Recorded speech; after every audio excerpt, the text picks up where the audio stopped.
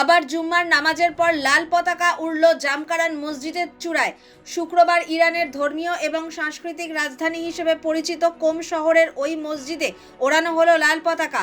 অতীতে বিভিন্ন সময় তেহরানের শাসকবর্গ শত্রু দেশের বিরুদ্ধে আনুষ্ঠানিক যুদ্ধ ঘোষণার আগেই সে দেশের সর্বোচ্চ ধর্মীয় নেতৃত্বের বার্তায় জামকারান মসজিদের চূড়ায় যুদ্ধের লাল নিশান ওড়ানো হয়েছে।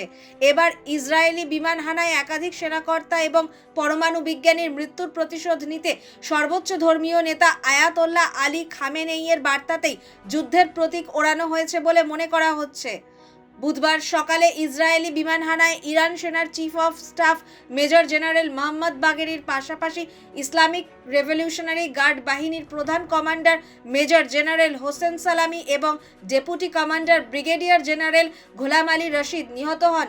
মৃত্যু হয় রেভলিউশনারি গার্ড অ্যাকোস্পেস ফোর্সের প্রধান মেজর জেনারেল আমির আলী হাজিজাদে এবং সেই দেশের 6 জন পরমাণু বিজ্ঞানীর। তেল আভিভের ওই অতর্কিত হামলার পরেই লাল পতাকার প্রতিশোধ বার্তা উড়েছে জামকারান মসজিদে।